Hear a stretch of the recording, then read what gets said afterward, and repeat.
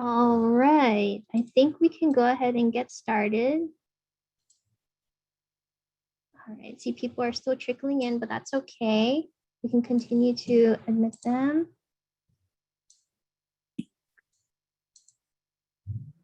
All right, okay. I think we are ready to go ahead and get started. So aloha, everyone, and welcome to the 4th SEOW quarterly meeting for the project year.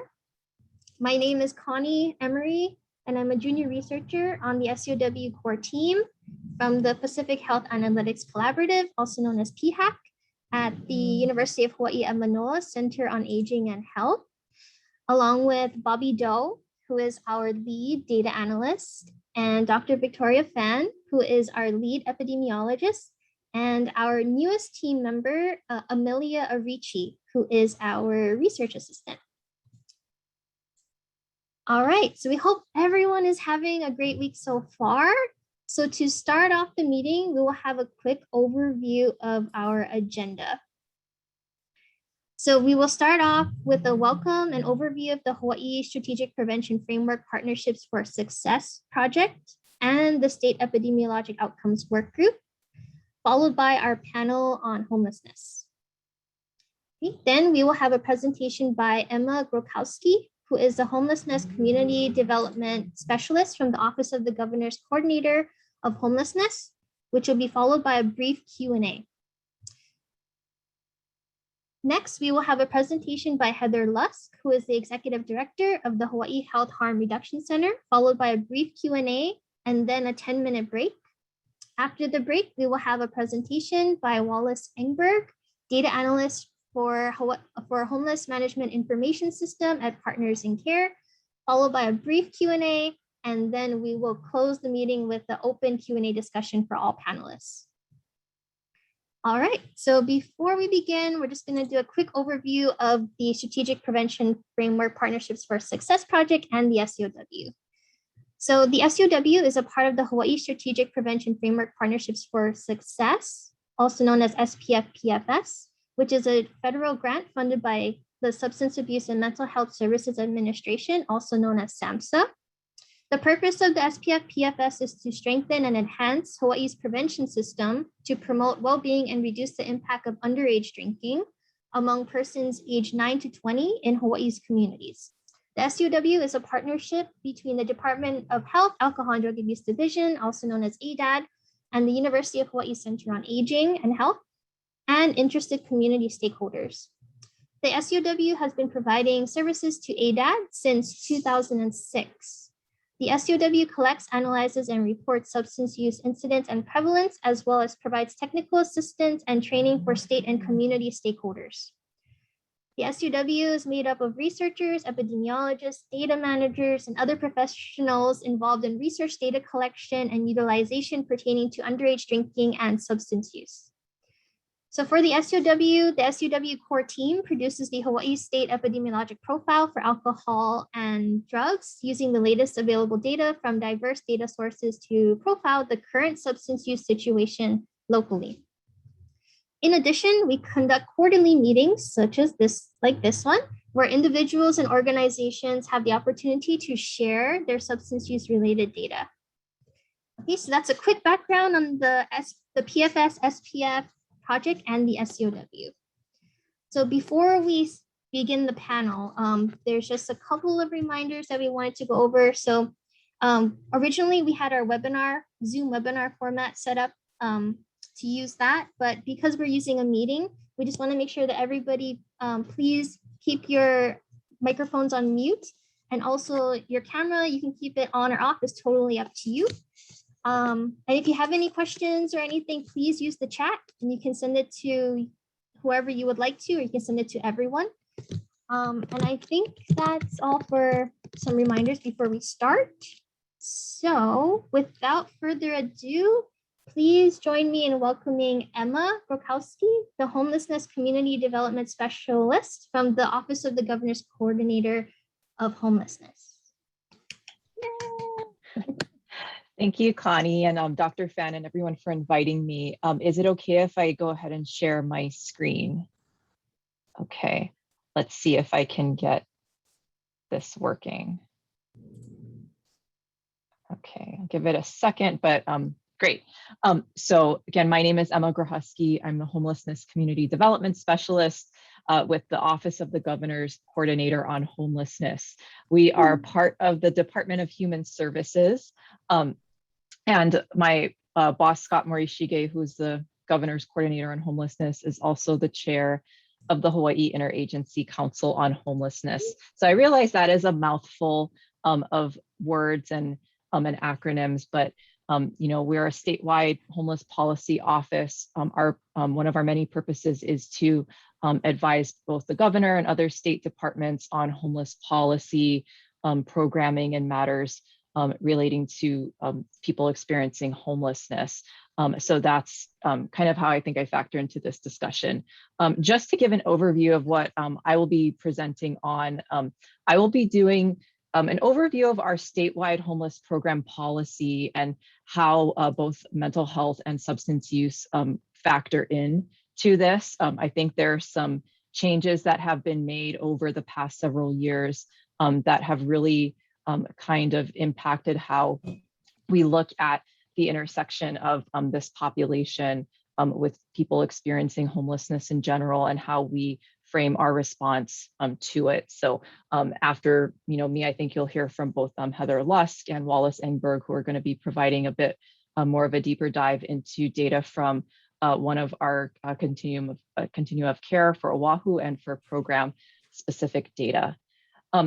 So this is really the only data slide that I will show. And this is from our 2020 point in time count. These numbers have been a consistent metric for looking at homelessness statewide on any given night. We do know that this is not a complete representation of everyone who is experiencing homelessness altogether, but this is one of the most consistent tools that we have to look at this population. Our most recent full count, including both sheltered and unsheltered homelessness, was for January 2020, right before the onset of the pandemic. This year's count was only for sheltered populations due to safety concerns, and I think Wallace will probably talk about this a little bit. So what I just wanted to point out here is that of the total number of adults that were counted or surveyed, nearly 30% statewide reported some kind of mental health issue, and about 21% indicated that they had a substance use issue that was interfering with their daily life. So that just gives a very general, high-level overview of what adults are reporting. It's important to remember that a lot of our data with our programs is based on self-report, and it is voluntary. So people do not have to answer these questions. And it is based on their own insight into their health situation. So sometimes a person may not feel that their substance use is to the point that it is impacting their day-to-day life or their ability to live independently, but an independent third party might disagree with that. We're also intentional about the way that we ask these questions in accordance with HUD guidelines. And so we don't ask people if they use drugs. The question asks if their substance abuse interferes with their daily life in that respect. And so again, it really is based on the individual's own evaluation, and the evaluation of the practitioner may be different. So I just wanted to frame that before kind of going into my next slide, which I won't spend too much time on, but in case any of our audience isn't familiar with the different types of homeless services that we have, this is a very, very high level overview of some of the main types of programs, ranging from trying to prevent people from losing their housing all the way to a very service-intensive permanent supportive housing program, and pretty much everything in between. So if you are experiencing homelessness, you may interact with one, a few, or almost all of these programs, depending kind of on what your pathway is. So I just wanted to include this in case some of the terms are unfamiliar. And so what you see here has kind of been the traditional pathway for people experiencing homelessness for decades, up until somewhat recently. And so this is the housing readiness model that I think a lot of people are familiar with. And the interesting thing is that you can look at it as a series of graduated steps from being, on the streets into being housed. You could also overlay going from a point of using drugs to being clean and sober. So a lot of these steps are almost interchangeable. But the key component of this is that a person follows a series, again, of graduated steps, escalating in the amount of, I think I'm getting an echo. I'm not sure if that's me or hopefully you can still hear me. Okay, great. Sorry about that. So people will, kind of go up the ladder and accomplish certain milestones before they can get to the next step. So someone might go from being on the streets to working with an outreach provider who will then help them get into an emergency shelter. From there, maybe they'll graduate on into going into a transitional housing program, which is a bit more structured than a shelter, a bit more privacy maybe, but not quite fully independent community-based housing. And then from there, maybe if you do well enough in that transitional housing, then you get to a permanent housing program or just regular housing. And so, so this is the kind of the old way of doing things. So what was happening is that if you're a person who was using drugs and you were living on the street, a provider might tell you that you could get help with getting into housing after you agree to go to treatment and work on sobriety. And same thing with people who have a mental illness. It may be that, if you agree to get medication and you are stable enough for a while, then we'll talk kind of about the next steps. If you relapse later on, maybe you've got to kind of go back a couple of steps. And so this is, really the action consequence type of system, because for some people, I think they might find that this is helpful to keep them on track. But what we are finding is that this isn't working for everyone. And what ends up happening is that some of the most vulnerable people end up with no options. And so that is a problem, and not just a local problem, but nationwide in programs. And so the Housing First model is a kind of a contrast to this, where instead of people needing to prove that they can accomplish specific milestones before getting more services or getting better things, services are offered without preconditions or graduated requirements. And we really try to keep it to the most basic eligibility for whatever that resource is. And so things like sobriety, abstinence, medication compliance even are not barriers to receiving housing services using this model.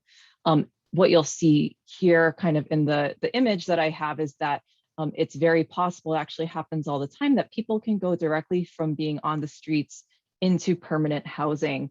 They could go to a shelter, they could go to a transitional shelter, but the pathways are all individualized, and it really depends on what's best for that person. So there's no one set pathway for everyone. But everyone will get a service delivery plan that includes wraparound services and something that's individual to what their needs are. And so Housing First really, recognizes that having a stable place to live can, often be a catalyst for other changes, including healthier living and an increased ability to consider some of the other options that are available. One example being, how important on the scale of all the things going on in your life would seeing a psychiatrist be to you if you're constantly looking for a safe place to sleep and trying to avoid being victimized while on the street. So it kind of goes, to show that having a stable place to live really improves a lot of other things. And so in practice, there are a few things that at the state level that we have done with our contracts.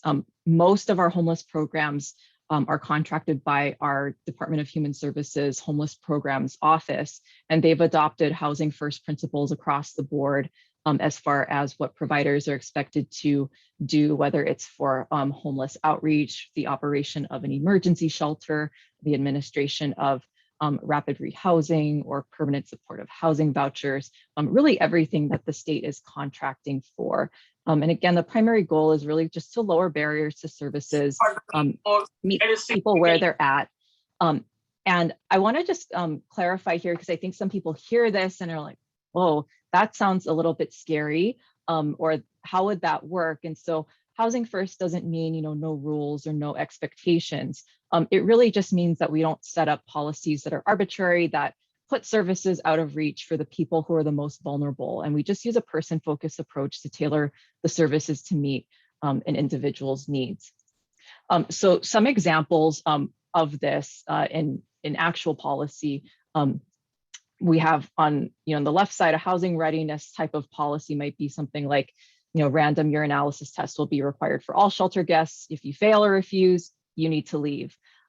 Changing that up a bit focuses a bit more on just what the behaviors are. So instead of having that kind of that blanket policy, looking at, alcohol and illegal drugs are not allowed on property. And your behavior needs to be, in such a way that it doesn't disturb others or cause a safety hazard. And that's totally within reason, but it also removes the stigma of maybe not being sober, but also still being able to live in this communal shelter environment without, causing issues for staff or other guests. Just another example around access to services. On the left, housing assessments will be offered to clients who are willing to accept substance use or mental health treatment if needed. And if they refuse, then they're not going to be eligible at this time for housing navigation. Flipping that into a housing first policy might be something like all clients will be offered assistance with housing navigation and wraparound services as needed according to their individual treatment plan. And so the one project I did want to just briefly talk about, some of you may be familiar with this, the Hawaii Pathways Project. But this one in particular, I think was one of the first local projects to really drill down on a specific population. We were looking at both chronically homeless individuals and people who had, on top of having the duration of homelessness and having a disabling condition, specifically a mental health, substance use, or co-occurring disorder, and then pairing those individuals with wraparound services and housing.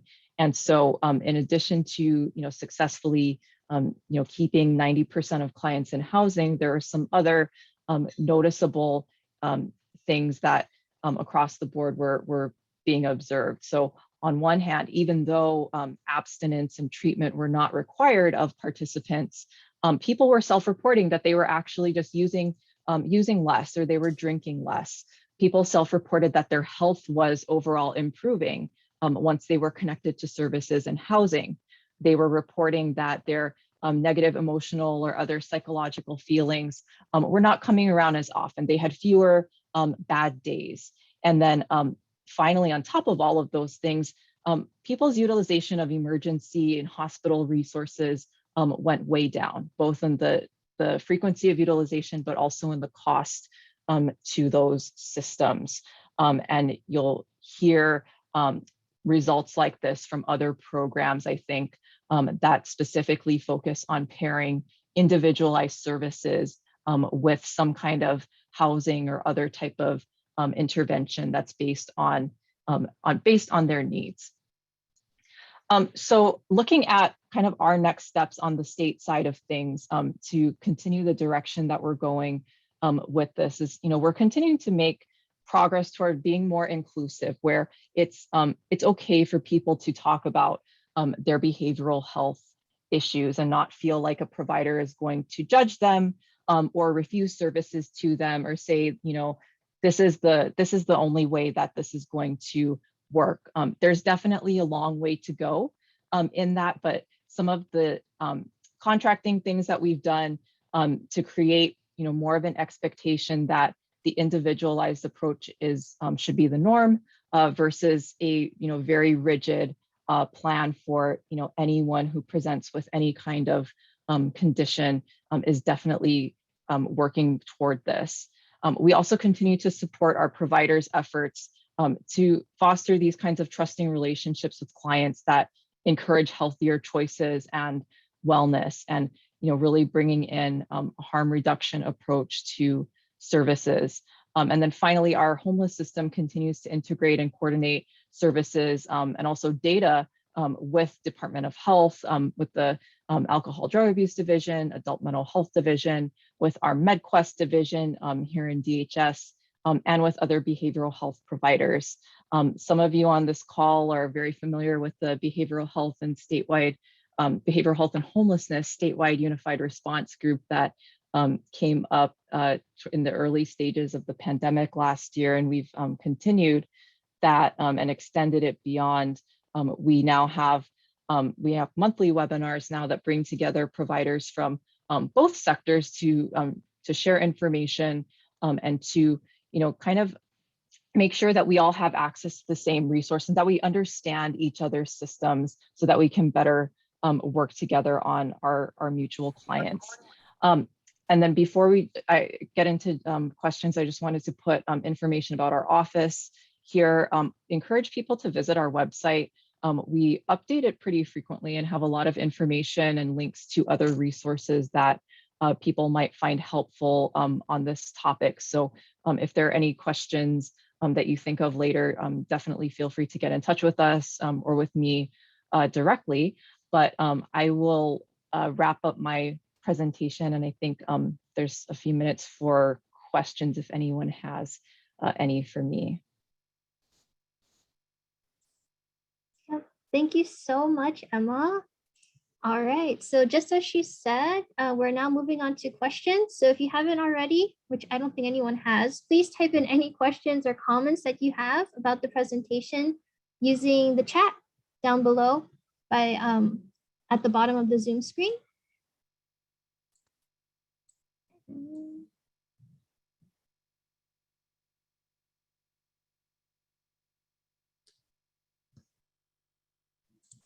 We'll give folks some time to type up their question.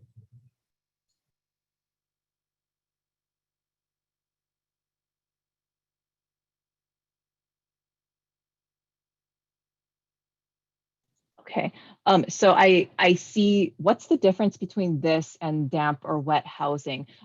Is there a specific program like the Pathways program that you're comparing, or just in general? So I think there are multiple ways of answering this, and I hope not to take too much time. I'm familiar from previous work with the what's called damp or wet housing, where people are able to use alcohol there, and I think that what also comes part of the conversation is that adults in general are able to drink at home however they choose to do, as long as they do not cause problems for neighbors or other types of issues. And so I think almost reframing it in a sense that pretty much most housing, unless it's specifically a clean and sober housing program, could kind of meet that definition. So what most of our programs, if you're talking about permanent supportive housing, unless there's a very specific focus that this is intentionally going to be a clean and sober living environment, which some people I think find very valuable if it's their choice to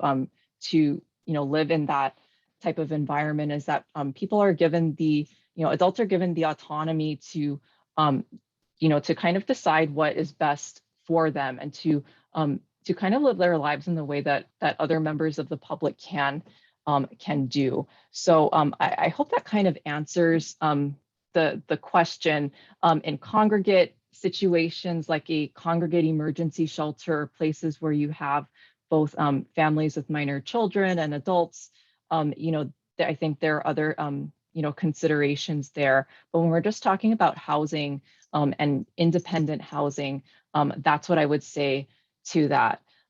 I also see a question from Heather about, given that Housing First is funded year to year, how can we make the case that these should be permanent investments? That's a wonderful question. So our homeless programs through the state are funded year to year, and so we definitely so each year we make the case to continue these programs, hopefully to add more funding to these programs. And so from the provider community, as much as possible, we want to just highlight that having the stable, ongoing funding is definitely important for the people who have or who rely on that funding, but it's also important for the providers who administer these programs, because it's a bit difficult if you're not sure whether you're going to be able to receive funding, after the end of your current contract, or what the situation is going to be. And so one thing that we're asked, all the time is, can we look at retention? Can we look at, once people get into housing, are they staying there? And those are all things that people who make those important decisions, at the legislative level, are very interested in. Cost savings are another topic that come up a lot, whether it's reduction in the utilization of emergency services, or the amount of time spent by law enforcement or others kind of responding to to complaints and things like that. So I would add that in there as well. I see another question. Families with children fall under Housing First is primarily for individuals. So this is across the board for programs serving anyone experiencing homelessness, whether it's single people, families, or anyone. So it's just a program level policy. And then the last question, could you give us some examples or details of wraparound services? Sure. So one example for permanent supportive housing, the housing component and the housing subsidy component is one side of things, but the other side of it is the wraparound services. And so some of the things that people may need, it may involve traditional services like CCS case management, but also may include things just that are tenancy-based supports. So people may need help with bill payment. They may need help with understanding what their rental agreement or lease says. Having someone, in some cases, I'm using examples from other programs, a person who's going to, on the first of the month or whatever, take them to pay their portion of the rent to the management office, who's going to make sure that they open up their electric bill and that they make that payment every month. Assistance with renewing public benefits when those things come up. So there are all kinds of things that really range from just light touch, even just checking in, whether it's on the phone or a once a month visit, to really more intensive working with a person and really basing it on their needs. And so our providers are familiar with what it really takes, not just to get someone into housing, but to make sure that they remain in housing and that they are successful there. And so in addition to the services that we have in our programs, we also rely on partnerships with other programs and providers to assist with some of the more clinical sides of things. So I mentioned CCS and the role of the health plans, and then the adult mental health division for some of the more forensic things. I think that's all the questions that I can see, and maybe at the end there'll be more questions for the group. But thank you for letting me present today, and I'm looking forward to the other presentations. Perfect. Thank you so much, Emma, for the awesome presentation. All right, so we're going to move on to our next panelist. Please join me in welcoming Heather Lusk, the Executive Director of the Hawaii Health Harm Reduction Center. Woo-hoo.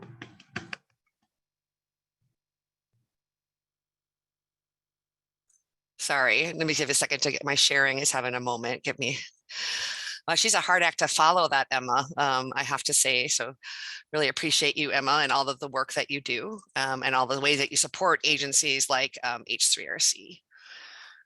For some reason, it's not that's still the present, that's not the right view, is it? Let me try one more time.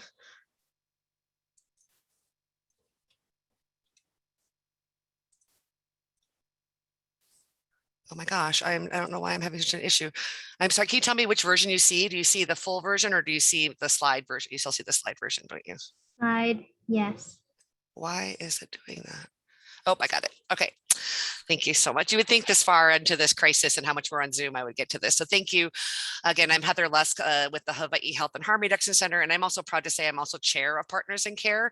And I'm really glad that Wallace is going to be presenting. They are such an asset to our continuum.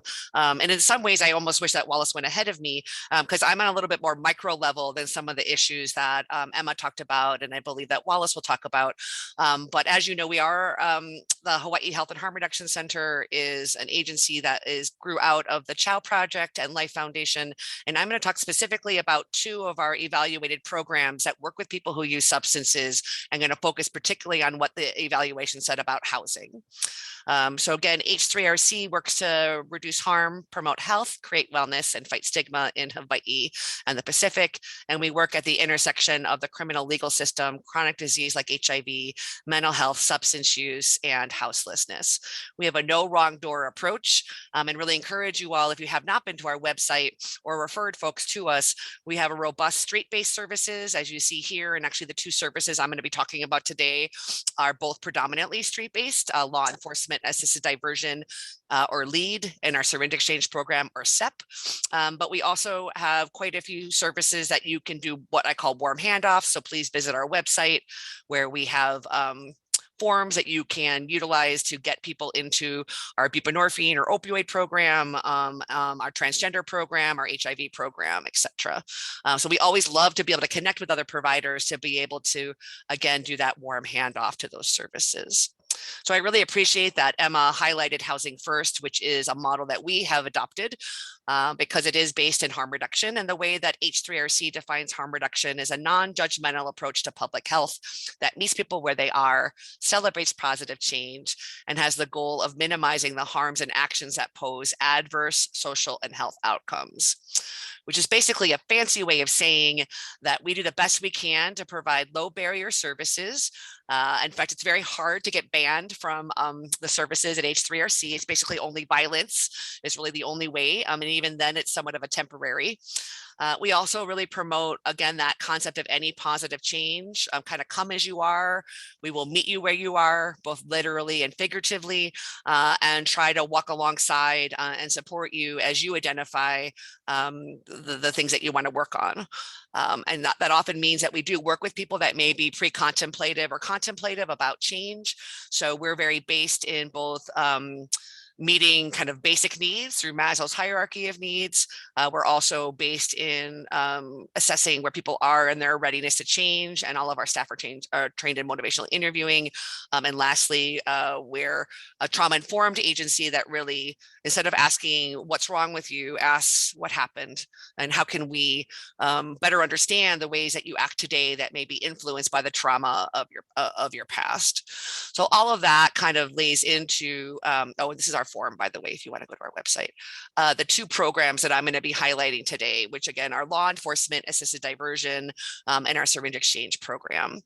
So many of you on the line. Oh, first of all, I want to give a shout out to Sophie, who I believe is on here as well. She is our community research and evaluation specialist, and really grateful for her work in both our LEAD evaluation and our syringe exchange work. I'm really happy to say that she went from a consultant to a staffer at H3RC. Sophie, we love having you. And I don't have any shame in sharing that she helped me with the data for these slides. So for those of you not familiar with LEAD, it actually is an evidence-based practice out of Seattle. We modified it quite a bit here in Hawaii, but again, its goal is to improve public safety and public order and really reduce criminal behavior and recidivism. And so we adopted it here in Hawaii over the past couple of years. We started in 2018, and we're in our third year of our pilot, and I'm going to be sharing some lessons learned from that pilot. It involves some intensive case management. We have a very low caseload for folks that have high touches with the criminal legal system. And I'm really grateful that why the LEAD HUI hasn't been meeting as much because of COVID and other reasons. There's a group of 30 agencies that really helped us bring LEAD to Hawaii and hopefully will continue to support us in scaling up. The data that I'm going to share with you are the first 2 years, and happy to say that Jack Burrill and his team at the University of Hawaii are actively working on the third year evaluation. So basically the theory of law enforcement assisted diversion is to, once we bring people into the program, that we're going to use the harm reduction approach, housing first approach, to build relationship, meet them as much as they need, and hopefully support them in any positive change. And overall, the results have shown that we have been effective at meeting many of these goals. And that's what I'm going to share with you now. So we we are actually moving out of Chinatown, which is where our first 2 years were. But that was our proof of concept. Again, while we had a heavy evaluation from the University of Hawaii, we were in HPD District 1 and getting referrals from both HPD and also many through Emma's office, the governor's coordinator on homelessness, with the sheriffs. And the idea was originally to actually divert people from arrest, where they would be an arrest, and then the officers would choose not to follow through with the arrest.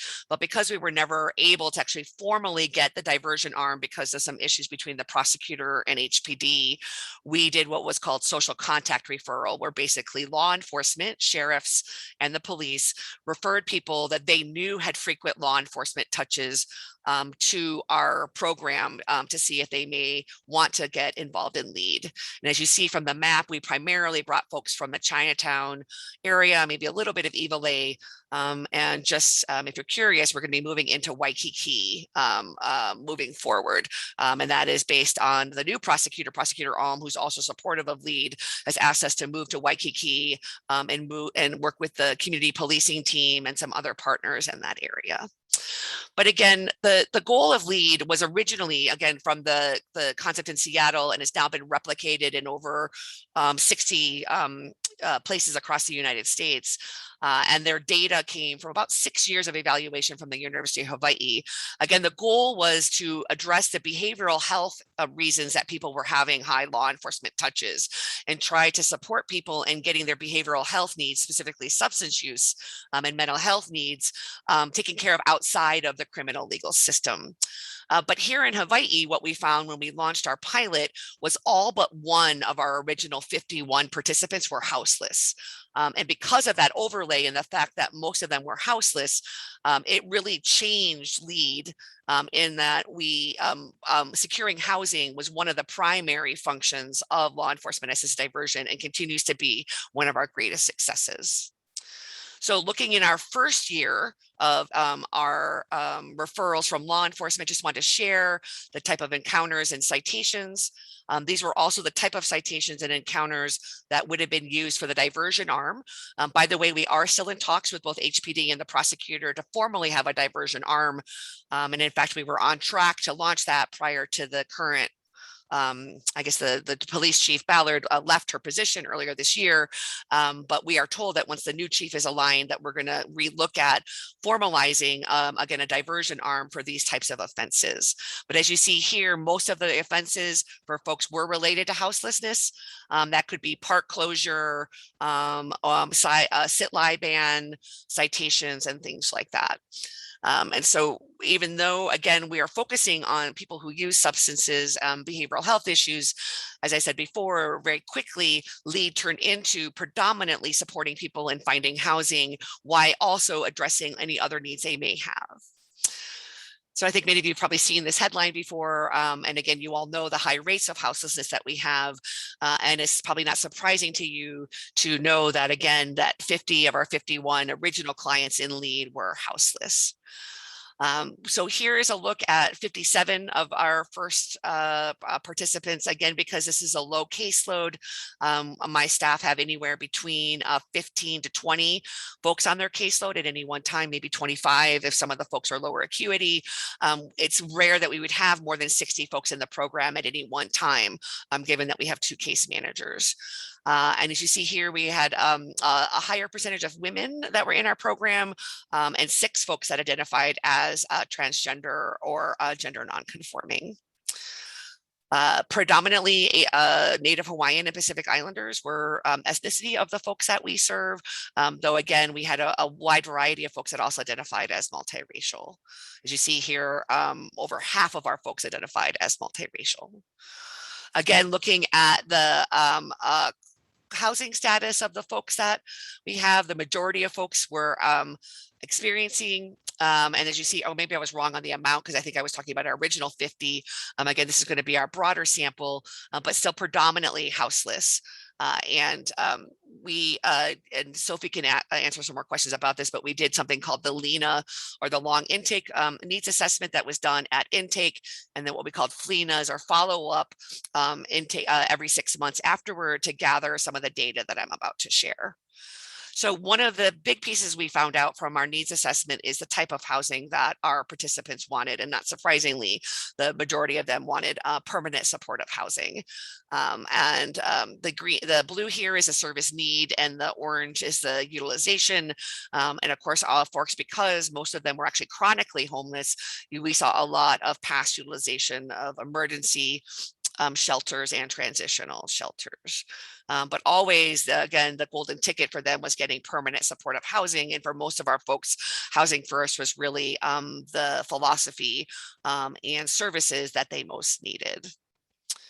So as you see here, most of our folks wanted an independent apartment. Again, not surprising compared to what we know from other folks that are living on our streets. And then the other services that folks wanted over time, and again, thank you, Sophie, for helping with this graph. So the baseline was when they came into the program, and then we had 3, 6, 9, 12, 15, 18, 21 month follow-up.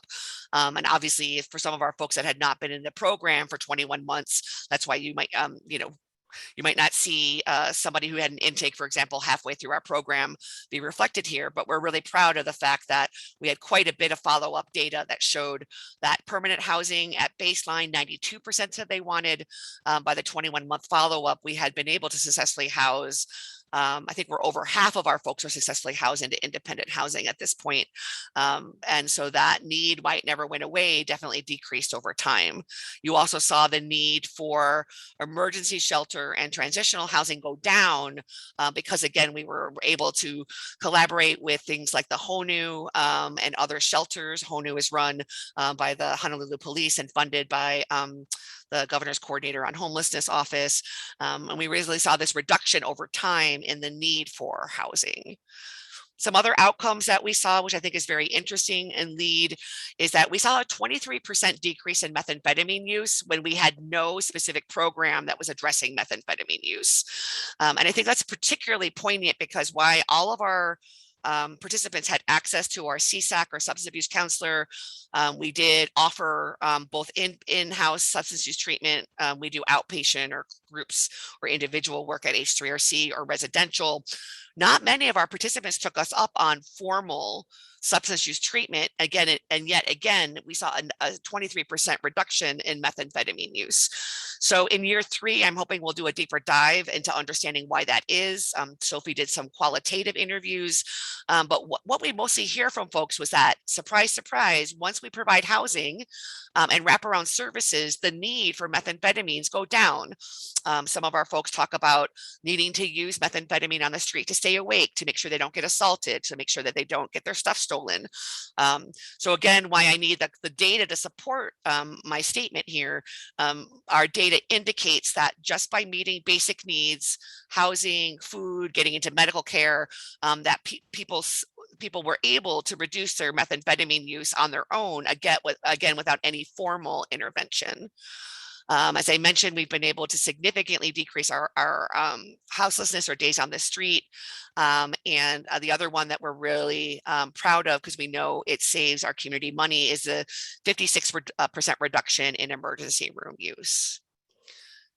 So I'm just giving you a teaser in some of this data because I'm hoping you'll go to our website and read both our year 1 and our year 2 evaluation, and then soon year 3. Well, just wanted to leave you with a couple of quotes from some of our lead clients.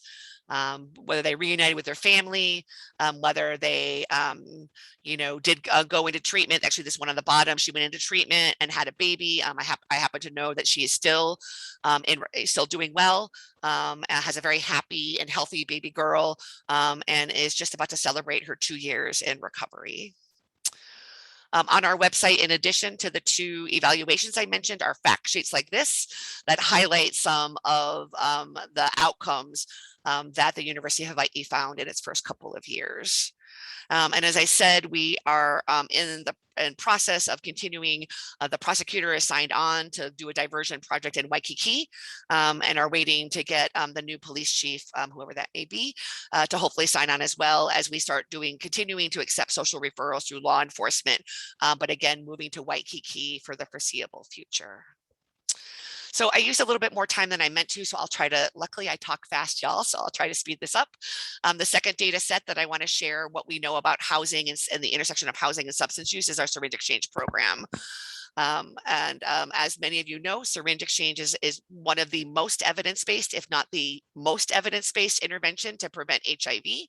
And there's been numerous, over 200 studies now, according to the World Health Organization, that finds access to sterile syringes significantly reduces HIV and does not contribute to substance use.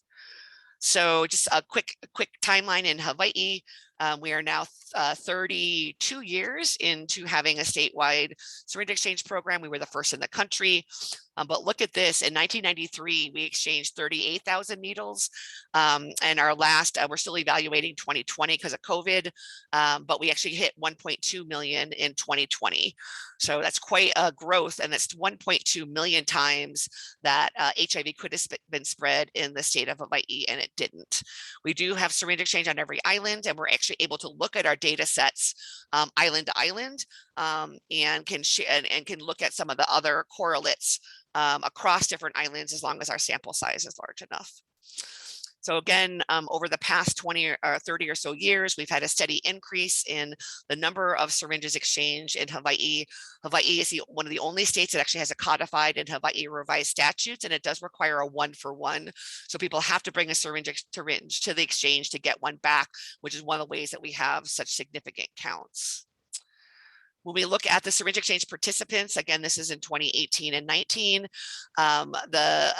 currently experiencing homelessness is 36. This has gone down dramatically over the past couple of years because of efforts by the rest of our agency to really and collaborate with other housing programs like IHS, Kalihi Palama, Catholic Charities, and actually the Hawaii's Pathway Project has a few of our syringe exchange participants in it that Emma mentioned, to really target chronically homeless folks that struggle with substance use. So it's been really good to see it go down, but we still have, as you see here, more than half of our participants are either currently homeless or unstably housed. When you want to look at what types of drugs our syringe exchange participants utilize, it is still predominantly heroin, which is the blue line here, but we are seeing a huge increase in uppers and methamphetamine and ice get injected. So when I started at the syringe exchange working in 2011, methamphetamine reflected less than half of our injectors said they injected methamphetamine, and look at it now, it is dramatically higher. We've also seen, as the kind of clamp down on prescription medications and work with the PDMP and others, and the overprescription of pills has reduced, we have seen a reduction in pills and an increase in fentanyl and heroin.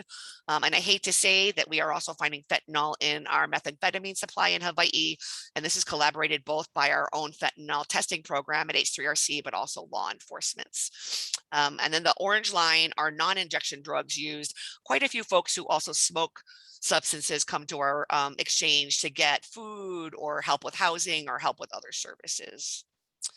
One thing we know is that people who use opioids are at high risk of opioid-related overdose, and that is actually 10-fold higher chance of dying if you're homeless and using opioids.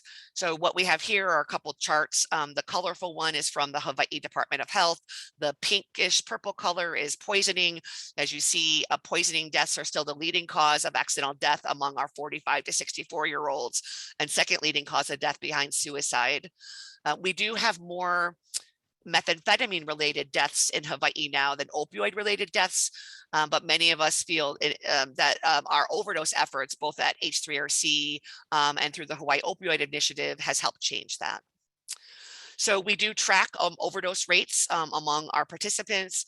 And as you see here, we had about 13% report that they had overdosed at least once in the past year, 4% report they'd overdosed twice, and at least 6% say 3 times or more. And again, those that are houseless are that much more likely, unfortunately, to die of an opioid-related overdose. So we'll strongly encourage you, if you haven't already, to get some free naloxone from H3RC. If you're interested in learning more, please visit h3rc.org. And I'm happy to say, thanks to the Overdose to Action grant and our fabulous fellows, we will have an online module posted by the end of this week that is asynchronous. You can do it anytime you do that training, and we will send you naloxone in the mail without having even to talk with us. The last data I wanted to share before I open up for questions is our hepatitis data. Why we have not seen a new HIV case in 10 years in our syringe exchange program because of the activities, we still see a lot of hepatitis C, unfortunately, because it's much easier to spread. And as you see here, we saw almost a 200% more increase, I'm sorry, a 200% increase in those that were unhoused having hepatitis C compared to our housed syringe exchange participants. We don't know all the reasons why, but typically the thought is that if you're housed, just like Emma said, with drinking, you can do it in the comfort of your home and nobody knows about it. You're not advertising it. Where if you're houseless, you're doing your substance use for all people to see, including law enforcement and others that may get you in trouble. And so there is some evidence from some qualitative interviews that syringe exchange participants have indicated that they use opioids much more quickly when they're houseless to try to avoid detection, and that is definitely one of the factors linked to maybe sharing a needle or having overdose, and so we're seeing both being unhoused leading to higher rates of both overdose and hepatitis C in our cohort. And I know I'm moving fast, but again, this evaluation is also available at hhhrc.org. And so what I hope that I did was kind of entice you to learn a bit more about the really robust evaluations that we do for both LEAD and the syringe exchange, and to maybe get more involved in the work that we do. For example, we're always looking for folks to participate in some of our street outreach programs, and we are actually currently hiring in case you're interested in working with us. So here's a couple of quotes to finish out from our syringe exchange participants. I have to say the underwear one is really potent, saying we've had many participants share with us that they feel like that the syringe exchange staff are the only ones that really care about them, and that as of someone who injects drugs, that they're often not only do they have the stigma of using substances, but the stigma of needle use. And then you add on the layer of homelessness on top of that, that they often feel like that really the syringe exchange is their only linkage to services. So I'm really proud that we are taking our services on the street. This is our medical mobile unit. We are taking syringe access, law enforcement assisted diversion, naloxone, and soon buprenorphine into the streets with our new medical mobile unit. So again, visit our website for our latest schedule, or feel free to drop me a note. Always love to hear from folks and further our collaboration. Thanks so much for the opportunity to highlight a couple of programs, and I'm so sorry if I went over. I understand if you need to delay the questions until later. Thanks so much. All right, thank you, Heather. And no worries about the timing. You're good, you're good. Okay, so I think we can do maybe a few minutes for questions, maybe until 2 p.m. if anyone has any questions, and then we can go on a break right after that. All right, I see a question in the chat. Let's see. So yes, Carmen, we do give out fentanyl test strips, and so they can, we can give them out either if you contact us through their website, or they can go down to the van, which is on Kukui Street at River, 9 to 2, Monday through Friday. And we do pass out the fentanyl test strips. So thank you to the Department of Health who supports us purchasing fentanyl test strips to ensure that folks know what they're using.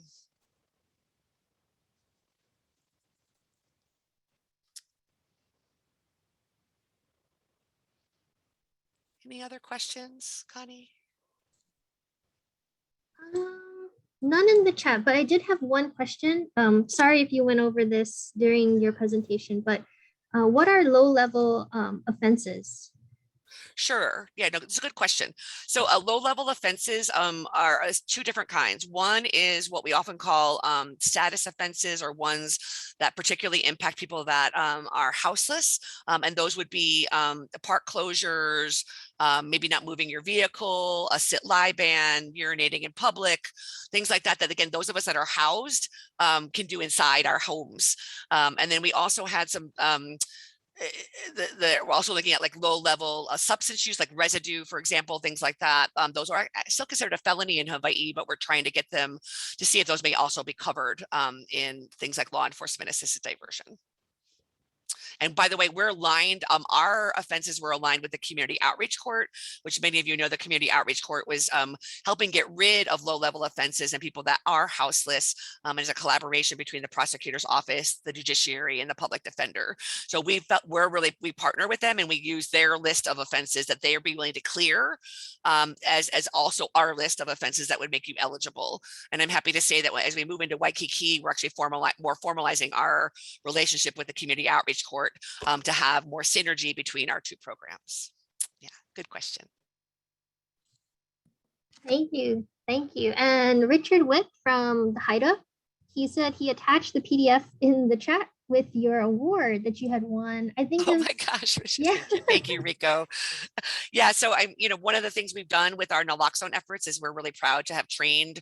I've trained at least 6 different law enforcement agencies statewide to carry naloxone for both their own risk as well as coming across someone who's experiencing an overdose. And thank you to the Hawaii Narcotics Officers Association for giving H3RC their Community Service Award of the Year. So thank you, Rico. Appreciate that.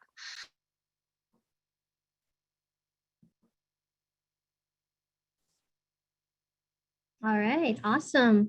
Okay. So now we're going to, thank you so much, Heather, by the way, for that awesome presentation. We're now going to move on to a 10-minute break to give us some time to transition into the second half of the SEOW quarterly meeting. So feel free to stretch, relax, get some water, etc. And we'll see you back at 2:10. Thank you.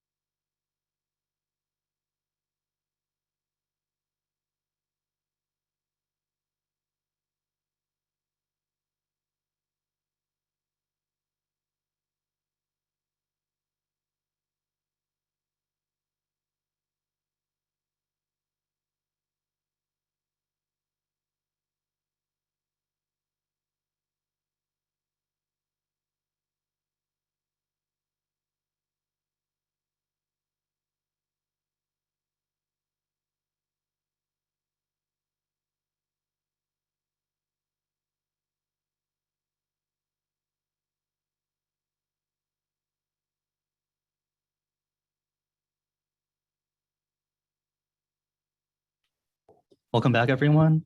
Hope you enjoyed your break. All right, we're about to begin the second half of our quarterly meeting. And so please join me in welcoming Wallace Engberg, Data Analyst for Homeless Management Information System at Partners in Care.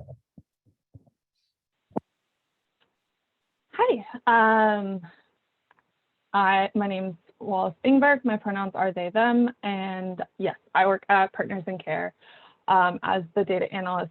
So I am, sorry, I have not been on Zoom in a while, so I'm trying to figure out how to share my screen. Sorry.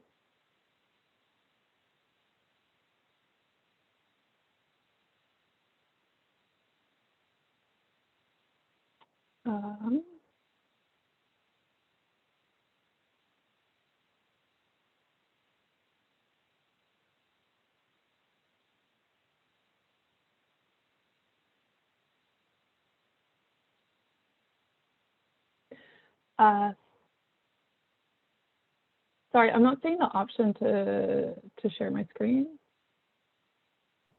There should be a green button called Share Screen at the bottom. Oh, there it is. Okay. It's been a long week. Sorry. Okay. No worries. And then you should be able to choose your window. Yeah. Awesome. Perfect. All right. And thanks. I love Totoro and also Bernie. So, all right. So as Heather and Emma had mentioned, there's 2 points of data that Partners in Care mainly looks at. So we have the point in time count, which is our annual census count of everyone experiencing homelessness on one day on the island, usually done in the last 10 days of January. And so we have a lot of historical data for this. So specifically 5 years. So when the data that I'm going to present on, I really want to look at more of like a historical. So what does substance use look like among our homeless community on Oahu for the past 5 years? And then what does it look like right now within our community? And that's where I'll be touching on HMIS. I will try to explain as much of these facets as possible, but if you have any questions, just please drop them in the chat and I'll explain them as I go.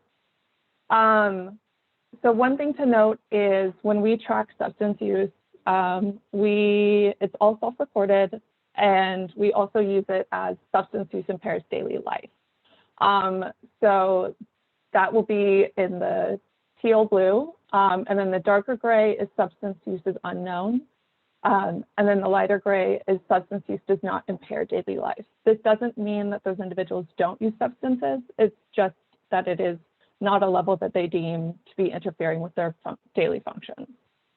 So I'll just be referring everything as with substance use, and we will be using this metric. So looking at the past 5 years, we can see that substance use among the point in time count population has remained relatively the same. And I do want to note that in 2021, due to the pandemic, the point in time count deals with shelters. So we count individuals staying in emergency shelters, transitional shelters, and safe havens. And then we count folks or unsheltered who live in the street, tent, car, beach, places not meant for human habitation. So in 2021, we weren't able to go out and count those folks who were living unsheltered due to health and safety. So we just looked at the shelter population. So when we look at data, as we continue to look at data, please do keep that in mind. But yeah, we can see the past 5 years, it's relatively stayed about the same.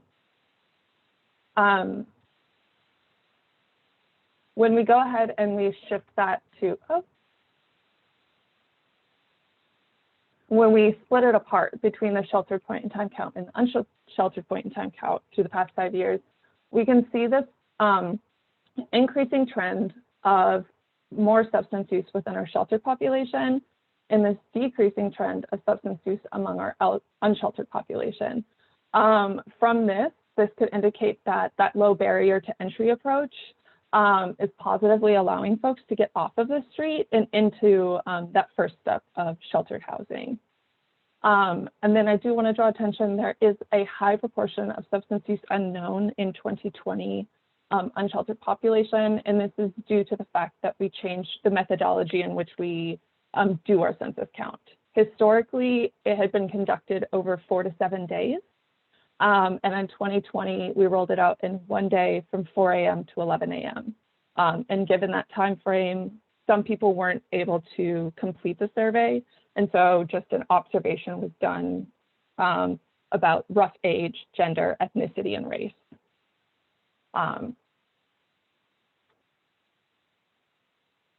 So looking at gender over time, we can see that overall substance use, and we'll only look at people that indicated substance use, we can see that it has relatively stayed the same across all genders, with a slight increase in transgender and gender nonconforming.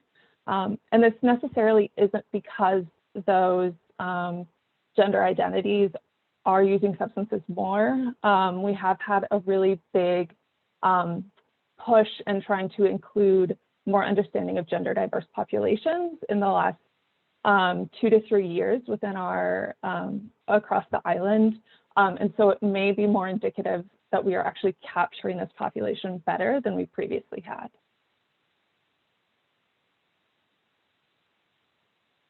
So when we look at age across the past 5 years, we can see that there has been a slight increase in the ages of 25 to 44, and then our 55 to Kupuna, that they have slowly increased over time. And we also do just see a general increase in 2021, and again, that could be due in part to the shelters already having a higher instance of substance use.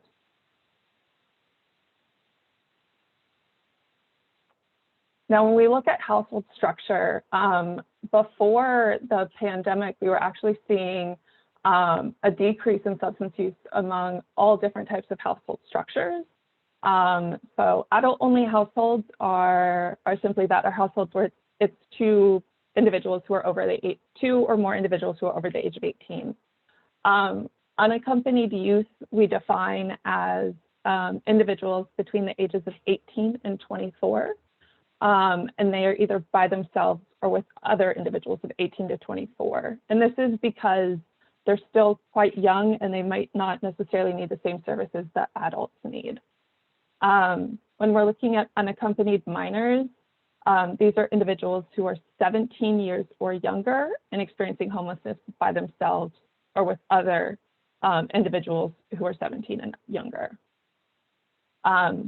Adults with minor children is pretty self-explanatory, and we've actually seen a really huge decrease since 2018 in the use of substances among this population. And then parenting youth families are those youth who are anywhere from 14 to 24 who have children themselves. And so while we see these big volatility changes in unaccompanied minors and parenting families, it's also due in part to that these are very small cohorts. As you can see, there's only 30 unaccompanied minors in 2020, and that they're also just a very difficult population to capture because they're much more hidden than the rest.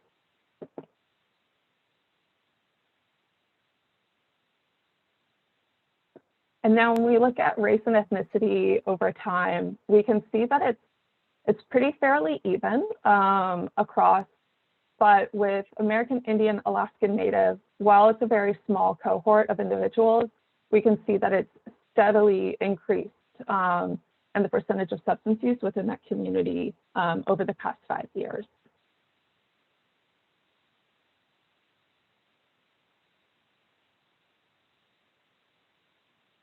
So that was the point in time count. And so now I want to look at what does substance use look like in 2021.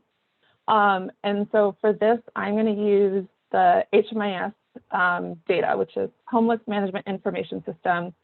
It's our database for anybody experiencing homelessness. It gets entered into this database, so there's continuity of care. So if you show up for services in Ha'ula and then you show up for services in Waianae, providers who are using HMIS can then give you the same level of care and know your service history and everything about you. So it makes it really easy to track. And so we have individuals who have records in this, and I'm using any individual who was enrolled in a program from the 1st of January until the end of June of this year. And I'm specifically looking at emergency shelters, transitional housing, safe haven, permanent supportive housing, rapid rehousing, street outreach services only, and homeless prevention. And these are kind of 3 different arms of shelters, permanent housing solutions, and just service care. So across the board, substance use is about 17%, which is slightly less, but similar along to what we've historically seen with the point in time count. And in terms of the type of substances used, we can see that drug use is the largest percentage, and then both alcohol and drug use account for 30%, and then alcohol use accounts for 14%. So how does that 17% look when we break it out by the different types of programs? So when we look at those shelter programs, we see that there is higher rates of substance use as compared to the other ones. And Safe Haven has very high rates, and that's due to the fact that you traditionally need to present Safe Haven with either substance use or mental health issues.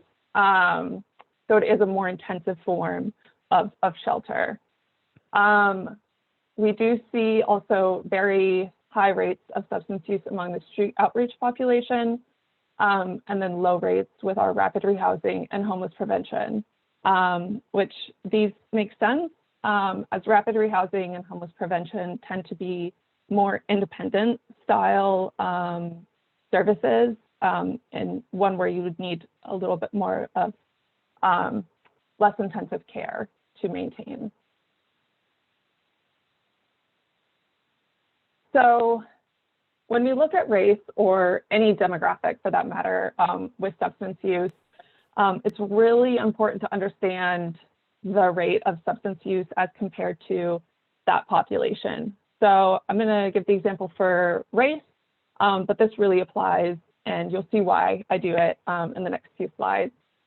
So when we look at the race of just individuals who indicated substance use this year, we can see that multiracial individuals have the highest rate, followed by individuals who identify as white, and closely followed by Native Hawaiian Pacific Islander. And then we see American Indian Alaskan Native down at the very bottom at 1%.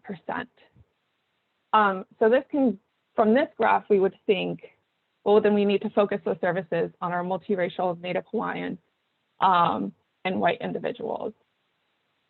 But when we look at race as part of the substances used within that population, so for white individuals against other white individuals, we can actually get a better picture. So I want to draw your attention to American Indian Alaskan Native was at the very bottom, which is where you wouldn't think to put any importance on it. But actually, when you compare American Indian Alaskan Native individuals who use substances against those who do not, we can see that while it's a small cohort, it's very significant, and that there is a very high rate of substance use among that population.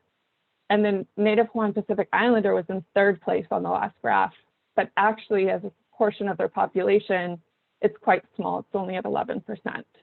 And then you have individuals who are white, and they account for, those who use substances account for 1/4 of the population of individuals who identify as white.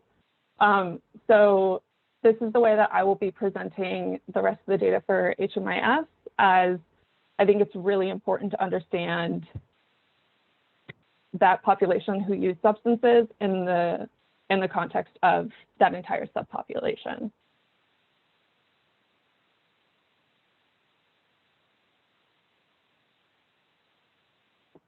So when we look at gender, we can see that for the population, HMIS population, individuals who are transgender have substantially higher rates of substance use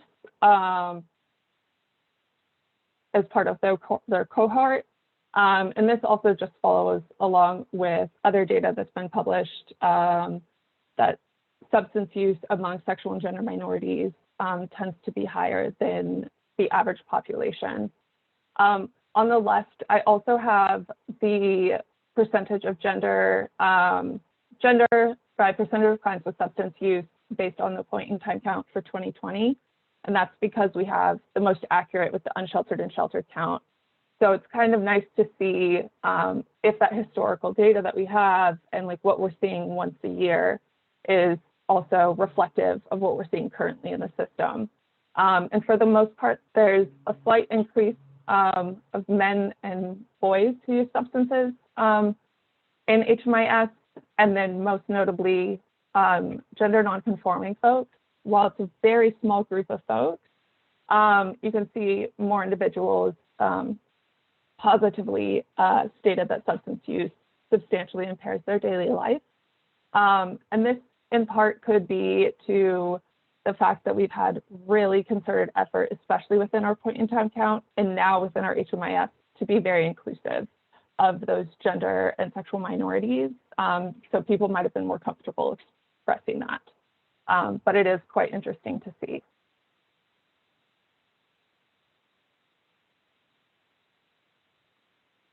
So when we look at age, we can see that the larger groups with higher substance use are between 35 and are up to our kapuna in our HMIS.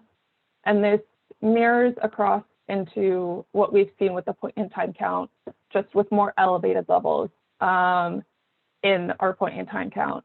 This could also be because our point in time count really only looks at the sheltered side of those who touch HMIS, whereas this cohort of everyone from HMIS programs is very inclusive of not just shelters, but other housing programs or service programs.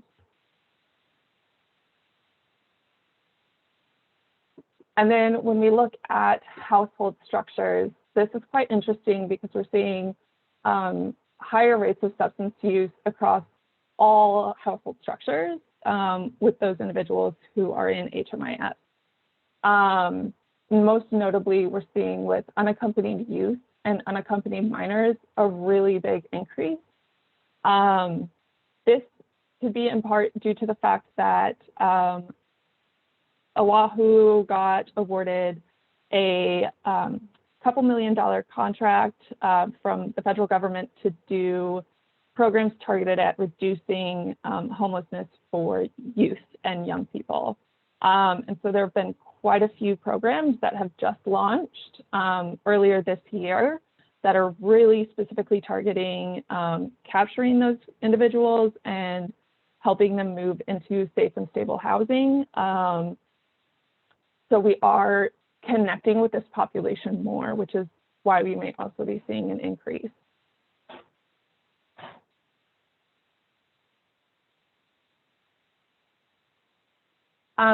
This is really, so moving away from demographics, I wanted to look at the amount of average time individuals are experiencing homelessness prior to debt enrollment.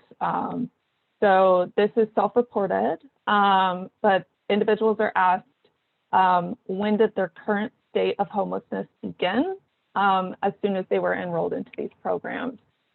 And we can see that overall, all the programs condensed, individuals with substance use have nearly 2 years longer spent experiencing homelessness as compared to those who do not or whose substance use is unknown, which is very significant. And when we break it out by the different types of programs, we're seeing that in permanent supportive housing, rapid rehousing, which are two permanent housing arms, we're seeing, nearly 2 years of difference between the wait or of how long individuals have experienced homelessness. And this isn't a small number of individuals either. It's 472 for those in permanent supportive housing, where it's nearly 1,000 for those who do not. And then we're also seeing a significant difference right here in street outreach of about 1 year in terms of those who use substances.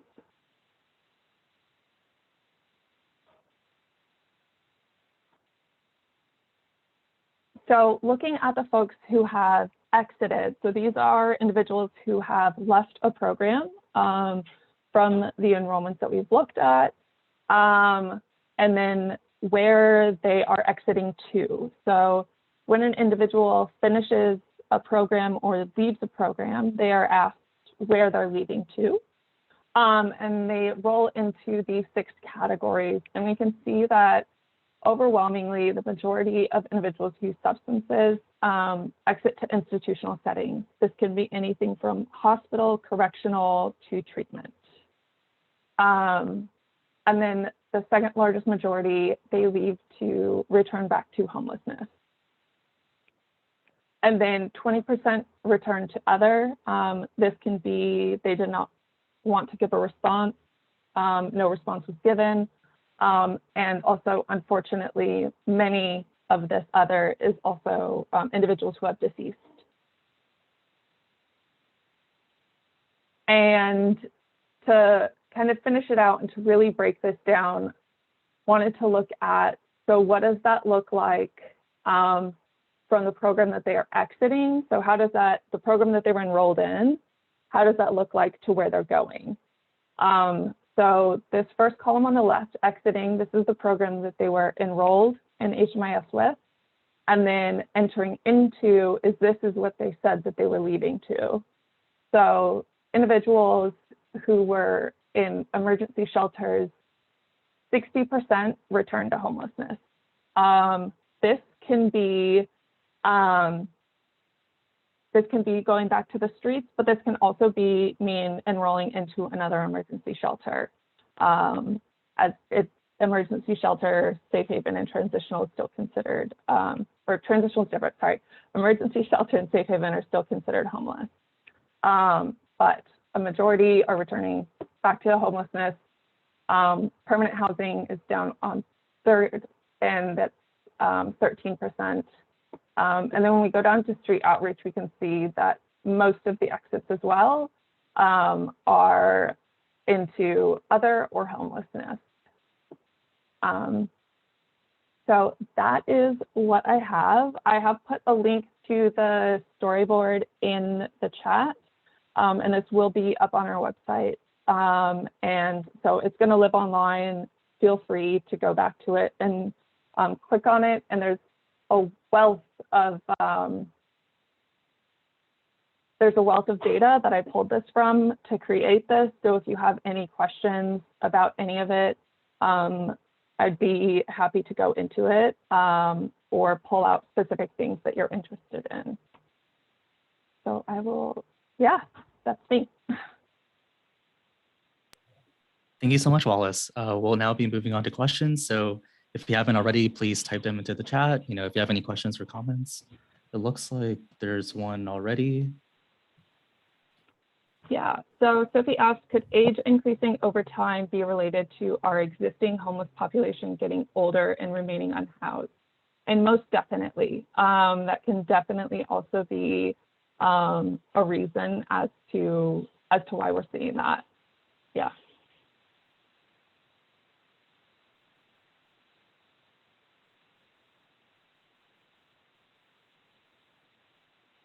And yeah, there are, Richard said it was very interesting to see how many providers are using the system. We have, there's dozens. Most, unless even some privately funded go through and use the system, but most, if not all, programs that work with individuals experiencing homelessness do input their data into HMIS. And that is because by using HMIS, they can then be connected with services like housing vouchers or other housing programs. And so HMIS is kind of that first step in, and then they can be hopefully housed or whatever their goals are. Yeah.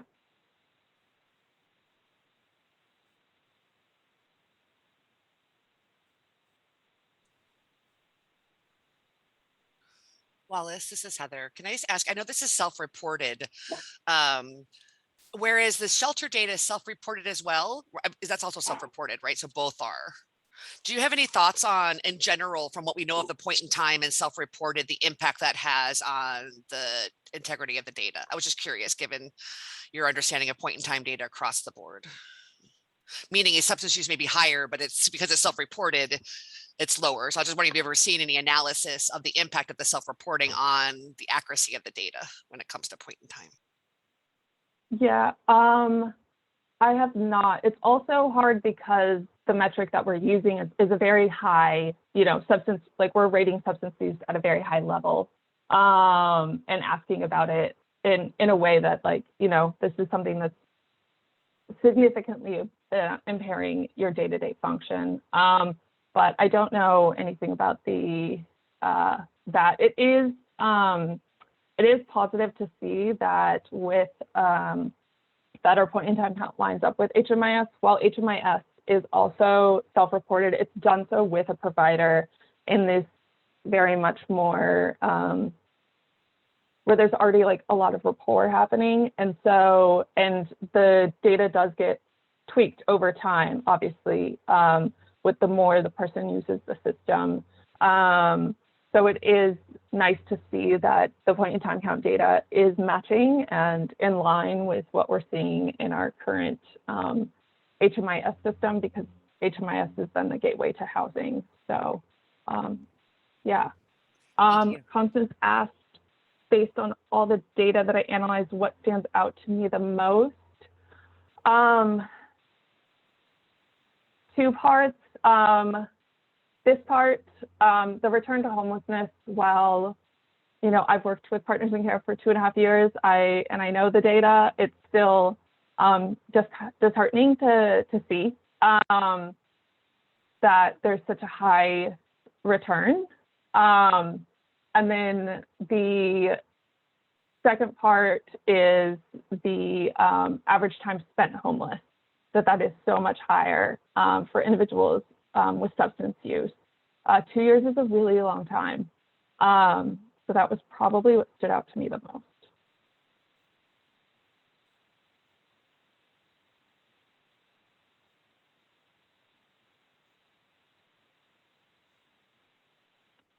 Richard asked, based on my data thus far, would I categorize drug use as a major cause of houselessness? It's not possible to say with this data because we don't ask about what led to their homelessness. That is a question that we did add to the point in time count for our unsheltered population 2 years ago. And so we had some preliminary data, and substance use was probably middle of the road, but most of it was usually arguments with friends or family violence was up among, as well as housing instability, sorry, not housing instability, but also losing a job or losing money. So your economic standing changes. So those were up there, and then substance use, I think, rated maybe like 5 or 6. But it's also just very, it's kind of hard because it's also very nuanced, of what led to what.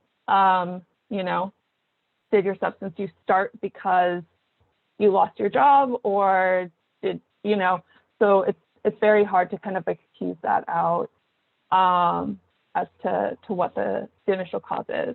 And Alex, he's my amazing manager for HMIS, and he said that there's roughly 65 agencies who currently use HMIS, which is really great. Sophie wrote, I know that we've been talking about this off and on for years, but is there any projection of changing PIT being the main way we account for how many people experiencing homelessness are here. So in terms of federally, there will not, but we really try to, when I talk about it and we try to put it out there, we do try to say like, this is just a snapshot of like on a day. I would recommend looking at our dashboards on our website. I do monthly exit report data, so individuals who have left programs in HMIS. And I could tell you from that, there is several thousand people every month in those, and that's looking at one calendar month at a time. So we are trying to get like a more cohesive look, and we are working on currently some reports that will kind of look at inflow, outflow, and hopefully we can better put out there what the state of homelessness looks like here on Oahu, as well as where folks are coming from, or if people are just staying in the system. So I would stay tuned for that. But yeah, but the PIT's going to stay around because it's a federally mandated way of them being able to hand out funds for homeless services. Also, are we accounting for homelessness remaining stable or rising in prevalence of relation to things like Airbnb policies and the many demolition of affordable buildings and expensive condos? That is a complicated issue. I know that Hawaii Appleseed did a report a few years ago about the impacts of Airbnb, but we specifically at HMIS do not. Yeah, I'm sorry, I don't really have a good answer for that. It is something that we are very cognizant of, and we are always advocating for more affordable housing across everywhere, so people can have a choice of where they want to live, and also just so that individuals can afford to live here. John asked, do we have a sense of impacts on COVID on homelessness? That is actually, I believe we are tracking that. Alex might be able to better explain that, as I am, I haven't specifically been working, I haven't pulled the metric, sorry. I haven't created any dashboards about the COVID data, but it's something we are tracking and continually working with. And Alex said he'll pull it now, so hopefully I can give you some rough numbers. But we are doing a lot of vaccinations within the community and really working.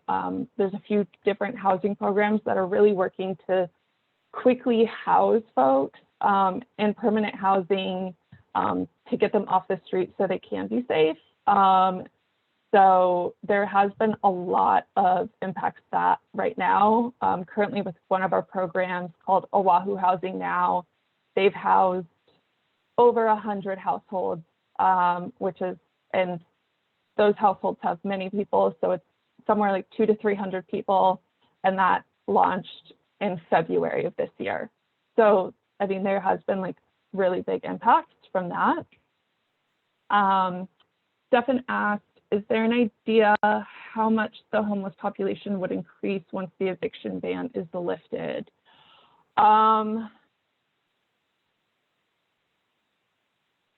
I am not sure. Probably my executive director, Laura, if she's on here, she might know, because I think she's been in talks with those things. Or maybe Emma knows, but I don't. I can just, kind of chime in. That's a question that's come up a lot in the past couple of months, and something that's definitely on everyone's minds.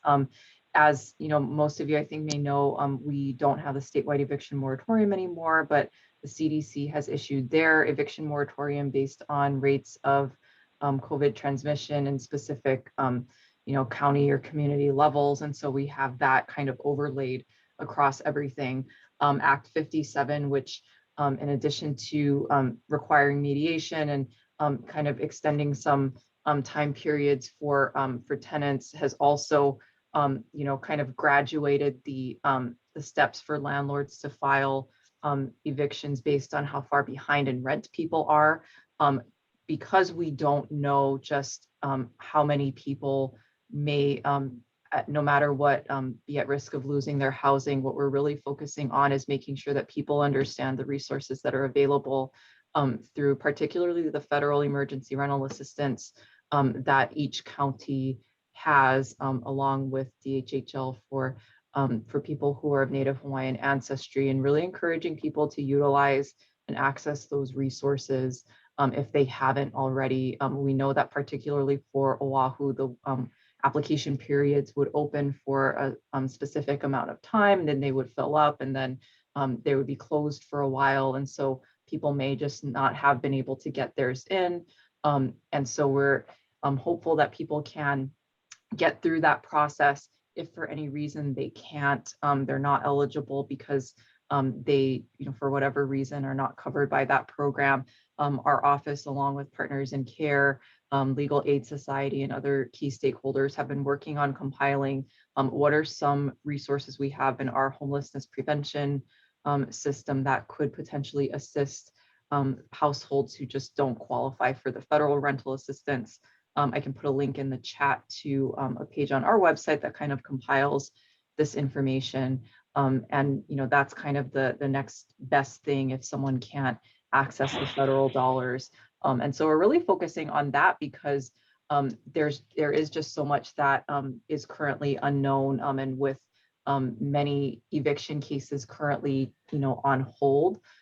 It's really important that people try to access those resources so that we don't have a situation that many people become homeless at once. And we, also been just trying to get the, word out that there sometimes are people that may be getting misinformation about, if I just, get evicted, then I can be first in line for this resource or this voucher. And so we want to make sure that people are not using that as kind of their action plan to access resources. It's definitely not the way to go. It can be, extremely disruptive to actually be evicted and lose your housing. And so we want people to avoid that as much as possible, and to be able to access the resources we have right now because of the emergency, so that they can restabilize and hopefully not touch our system. So that's been the overall strategy to try to address some of the concerns about the ending of the eviction moratorium. And just to pop in here, I want to give real props to Emma and her team, because they really have been taking the lead on this. And I have to say, Emma, I go to your all's website on a regular basis. It's such a treasure trove of data. So please do go there, because I think they've also have Lash's tenant, right, all of the resources from legal aid as well. And as Emma said, we all meet once a week on Mondays trying to get this together. I think the biggest thing that we've heard from the legal side is that less than half of the people who get an eviction notice return the calls of the mediation center of the Pacific. And that's one of our biggest, as Emma said, is because it's required to go into mediation, we really want our folks to respond and return, because as she mentioned, a lot of our homeless system is really it's really made for chronically homeless and those that are already on the streets, and we don't have as much of a nimble system to do the prevention piece. So yeah, really encourage you to visit the website that Emma put into the link, and props to her, Partners in Care, Legal Aid, and Mediation Center for all coming together and doing the best we can to try to get ready for this onslaught. But yeah, Stephen, it's going to be bad. And then I just wanted to mention, Alex put in the chat that 194 heads of household reported being homeless due to COVID since February of 2020. And head of household means they could, we don't totally know the family size, but it could be anywhere from 2 to 10. And then Heather, thank you so much. She put, we're always looking for volunteers for the point in time count. And that will be happening in 2022 if health and safety allows. Yeah, so if you would like to participate, please let us know. Yeah, thanks for having me. Thank you so much for answering questions, Wallace. I guess since we still have a little bit more time, we wanted to open up a quick open Q&A discussion for all panelists. So if you have any questions for Emma, Heather, or Wallace, feel free to put them in chat. And I think Emma and Wallace talked for a bit about the impacts of COVID, and I was wondering if Heather wanted to speak a little bit more about that, if you had anything more to say. Sure, yeah, thank you.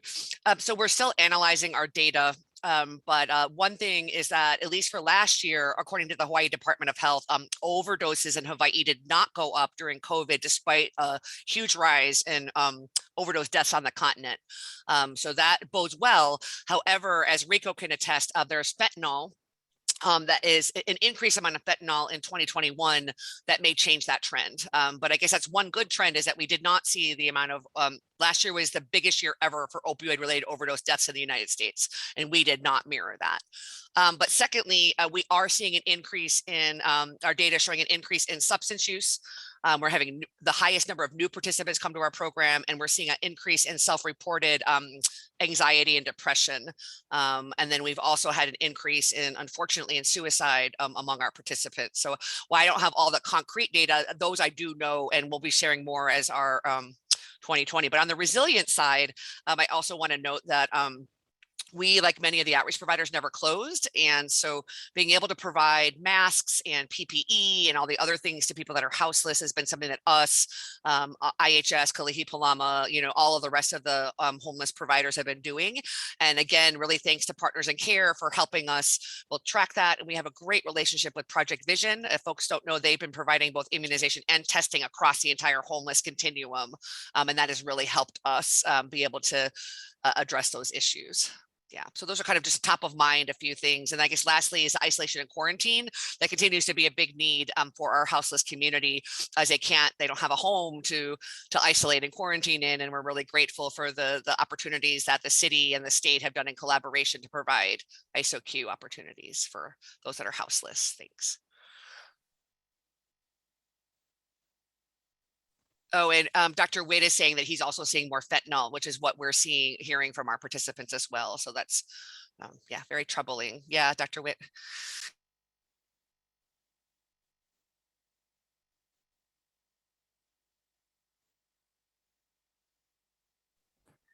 Sorry, there's one thing I'd like to add for the first two presenters. So that would have been Emma and Heather. They kept on mentioning like the amount of money it costs for the homeless, like how much it costs the state for the homeless.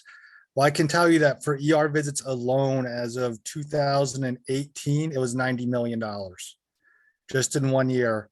And out of that, Joshua Green was telling me that he believes only about 10% of that is actual real emergency room visits.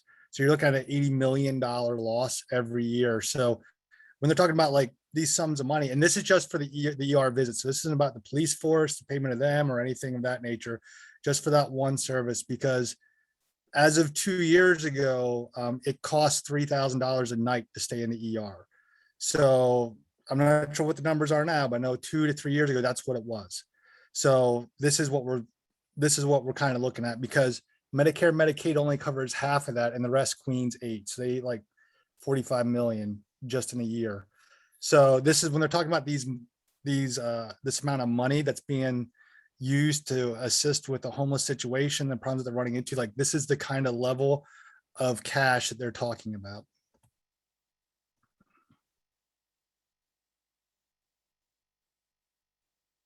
Thank you, Steve.